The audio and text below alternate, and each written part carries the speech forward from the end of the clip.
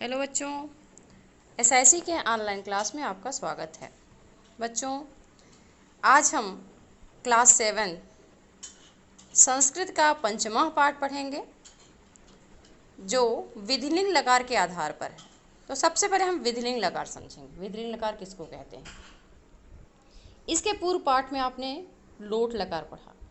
लोट लकार अर्थात आज्ञा होता है। विधिलिंग का भी आज्ञा अर्थ होता है, लेकिन विधिलिंग लकार में आज्ञा देने पर कार्य करना बहुत आवश्यक नहीं है। वो राय दे दिया जाता है कि आपको यह कार्य करना चाहिए। लेकिन लोट लकार में क्या है कि यह काम करो, माने तुम जाओ, तुम घर जाओ, तुम पढ़ो, तुम खाना खाओ, तो उसमें आज्ञा है। लोट लकार में आज्ञा दिया जाता है तो करना अनिवार्य होता है। लेकिन विधिलिंग लकार में आज्ञा जो है राय के रूप में दिया जाता है कि तुम्हें पढ़ना चाहिए, तुम्हें भोजन करना चाहिए, तुम्हें घर जाना चाहिए, उस प्रकार है। इसमें विधिलिंग लकार में प्रथम पुरुष तीनों वचनों का इसमें वर्णन किया गया है। अब प्रथम पुरुष क्या है? आप पूर्व कक्षाओं में भी पढ़े हैं कि पुरुष 3 प्रकार के होते हैं: प्रथम पुरुष, मध्यम पुरुष, उत्तम पुरुष। प्रथम पुरुष को अन्य पुरुष भी कहा जाता है। अब इसको इस तरह समझेंगे, उत्तम पुरुष, उत्तम पुरुष माने जिसको, जो मैं हूँ, माने जो वक्ता है, जो बोलने वाला है, वो क्या है? उत्तम पुरुष है। मध्यम पुरुष कौन है? जिससे वह वक्ता बोल रहा है। जैसे मैं तुमसे कुछ कह रही हूँ तो मैं क्या हो गई? उत्तम पुरुष। तुम क्या हो गए? मध्यम पुरुष। और ये प्रथम पुरुष जो है, अन्य पुरुष इसको कहते हैं, माने वह जिसके बारे में हम बोल रहे हैं वह क्या हो गया? प्रथम पुरुष हो गया। इसमें देखिए कुछ एक्सप्लेन किया गया है। विधिलिंग लकार बहुत कुछ लोट लकार से मिलता जुलता होता है। लोट लकार में भी आज्ञा है और विधिलिंग लकार में भी आज्ञा है। विधि का अर्थ आज्ञा होता है। इसका प्रयोग प्रार्थना, इच्छा, निमंत्रण, आज्ञा अथवा उपदेश आदि के लिए है। प्रायः इसका अर्थ करने में चाहिए का प्रयोग किया जाता है। जैसे पहले हम आपको बताए ना कि इसमें किसका प्रयोग होता है? चाहिए अर्थ में ये विधिलिंग लकार का प्रयोग होता है।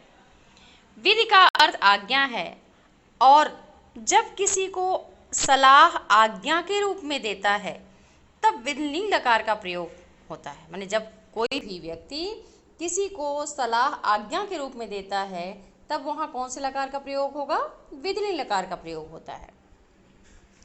स्पष्ट रूप से यह कहा जा सकता है कि जब कोई बड़ा अपने से छोटे को सलाह देता है अथवा प्रार्थना करता है, जो भी आज्ञा जैसी ही प्रतीत होती है, परंतु उस सलाह अथवा प्रार्थना को स्वीकार करने अथवा न स्वीकार करने के लिए व्यक्ति स्वतंत्र होता है। माने हमने आपको राय दिया कि आपको यह काम करना चाहिए, अब यह काम करो नहीं कहा, यह काम करना चाहिए, तो वो सलाह दिया जा रहा है, आपकी इच्छा है तो काम करिए या ना करिए, इसमें बाध्य नहीं होता है, वह स्वतंत्र होता है। परंतु लोट लकार में केवल आज्ञा दी जाती है, माने तुम काम करो, जिसे स्वीकार करने के लिए सुनने वाला व्यक्ति बाध्य होता है। अर्थात विधिलिंग लकार तथा लोट लकार में यही विशेष अंतर है कि लोट लकार में सीधे आदेश देते हैं, परंतु विधिलिंग लकार में दी जाने वाली आज्ञा प्रार्थना, इच्छा, उपदेश अथवा निमंत्रण आदि भावों के लिए होती है। जैसे दोनों में अंतर देखिए, इसमें दिया है, 2 वाक्य दिया है। त्वम गच्छ, त्वम मध्यम पुरुष का एक वचन का करता है, और लोट लकार का, यह लोट लकार की क्रिया है, गम धातु के लोट लकार की क्रिया है। इसमें क्या क्या कहा जा रहा है? त्वम गच्छ, तुम जाओ। और वहीं दूसरे में विधिलिंग लकार में है त्वम गच्छे। देखिए त्वम इसमें भी है, लेकिन विधिलिंग लकार का उसमें प्रयोग किया गया है। वही मध्यम पुरुष एक वचन का कर्ता इसमें भी है, लेकिन इसमें क्या है? तुम्हें जाना चाहिए। अर्थ देखिए, इसमें तुम जाओ, आज्ञा इसमें भी है और इसमें भी है, लेकिन इसमें एकदम आज्ञा दिया जा रहा है, तुम्हें काम करना ही है, तुम्हें जाना ही है, और इसमें तुम्हें जाना चाहिए, मैंने आपको राय दे दिया, तुम्हें जाना चाहिए, तुम जाओ या ना जाओ। उक्त दोनों वाक्यों में पहला आज्ञार्थक लोट लकार, परंतु दूसरा सलाह देने वाला विधिलिंग लकार है। माने उसमें चाहिए अर्थ में विधिलिंग लकार का प्रयोग होता है, वह सलाह देने वाला आज्ञा होता है। जैसे रामः स्वगृहं गच्छेत्, राम को अपने घर जाना चाहिए। बालिका अध्यापकं प्रश्नान् पृच्छेत्, बालिका को अध्यापक से प्रश्न पूछने चाहिए। देखिए 2 उदाहरण इसमें है। उक्त वाक्यों में आज्ञा, प्रार्थना अथवा इच्छा आदि सभी के भाव निहित हैं। ऊपर वाक्यों में क्या क्या है, इसमें आज्ञा भी है कि रामः स्वगृहं गच्छेत्, आज्ञा दिया जा रहा है राम को अपने घर जाना चाहिए, राम अपने घर जाओ, या इसमें क्या है, राम को अपने घर जाना चाहिए।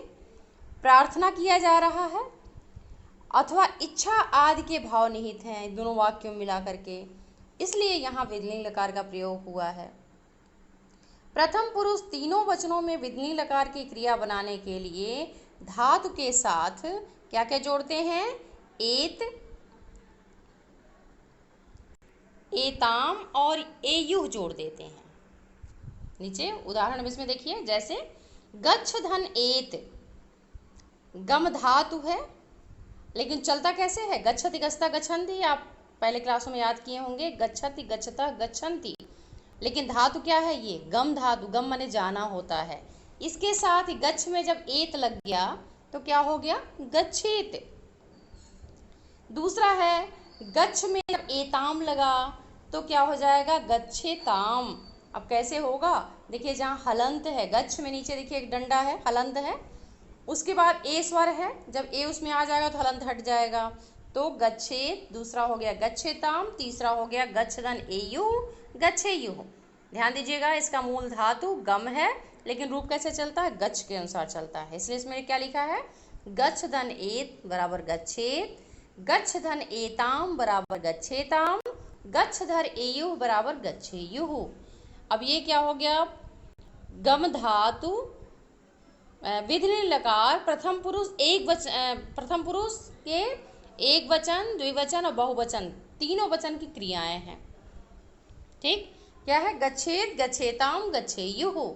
याद करिएगा इसको, ये याद करना आवश्यक है कि ये तीनों क्या है, एक वचन, द्विवचन, बहुवचन की क्रियाएं हैं। किस पुरुष की, प्रथम पुरुष की, जिसको अन्य पुरुष भी कहा जाता है, माने उसे जाना चाहिए, उन दोनों को जाना चाहिए और उन सबको जाना चाहिए। अब आगे देखिए, पुल्लिंग और स्त्रीलिंग दोनों में ही प्रथम पुरुष तीनों वचनों के वाक्यों में क्रिया एक समान होती है।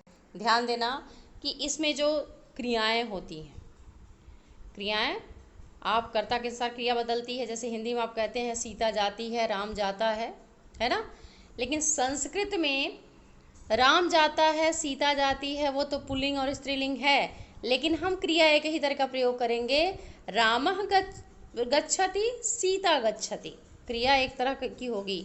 इसमें देखिए वही कहा गया है, पुल्लिंग और स्त्रीलिंग दोनों में ही प्रथम पुरुष तीनों वचनों के वाक्यों में क्रिया एक समान होगी। इसमें क्रिया बदलेगी नहीं, चाहे पुल्लिंग हो, चाहे नपुंसक लिंग हो, चाहे स्त्रीलिंग हो। जैसे अध्यापक गच्छेत, अध्यापक को जाना चाहिए। अगला है अध्यापकः कुत्र गच्छेत, अध्यापक को कहाँ जाना चाहिए।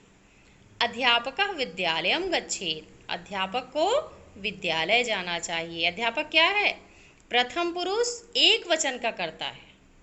ठीक, फिर दूसरा